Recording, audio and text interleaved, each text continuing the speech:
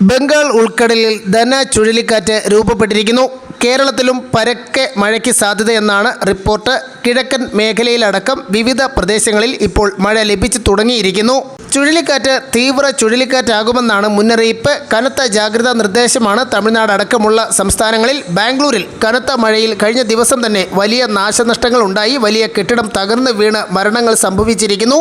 ഇന്ന് കൂടുതൽ ജില്ലകളിൽ ഇപ്പോൾ അലർട്ടുകളും പ്രഖ്യാപിക്കുകയാണ്. ഡീറ്റെയിൽ ആയി വിവരങ്ങൾ നോക്കാം. എല്ലാ ദിവസവും അപ്ഡേറ്റുകൾക്ക് നിങ്ങൾ ഇതുവരെയും ചാനൽ സബ്സ്ക്രൈബ് ചെയ്തിട്ടില്ലെങ്കിൽ ഇപ്പോൾ തന്നെ സബ്സ്ക്രൈബ് ചെയ്ത് ഓൾ എന്ന ബെൽ ഓപ്ഷൻ കൂടി എനേബിൾ ചെയ്യുക. കൂടുതൽ ആളുകൾക്ക് എത്തിച്ചേരാൻ വീഡിയോ ലൈക്ക് ചെയ്ത് കാണാൻ ശ്രദ്ധിക്കണം.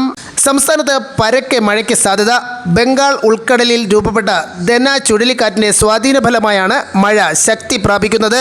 ഇന്ന് 10 ജില്ലകളിൽ യെല്ലോ അലർട്ട് പ്രഖ്യാപിച്ചു. തിരുവനന്തപുരം, കൊല്ലം, പത്തനംതിട്ട, കോട്ടയം, എറണാകുളം, ഇടുക്കി, തൃശൂർ, പാലക്കാട്, മലപ്പുറം, കണ്ണൂർ എന്നീ ജില്ലകളിലാണ് കേന്ദ്ര കാലാവസ്ഥാ വകുപ്പ് യെല്ലോ അലർട്ട് പ്രഖ്യാപിച്ചത്.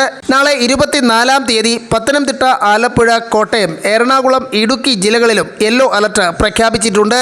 മധ്യകിഴക്കൻ അറബിക്കടലിൽ കർണാടക തീരത്തിന് മുകളിലായി സ്ഥിതി ചെയ്യുന്ന ചക്രവാത ചുഴിയും തമിഴ്നാടിന് മുകളിൽ മറ്റൊരു ചക്രവാത ചുഴിയും നിലനിൽക്കുന്നുണ്ട്.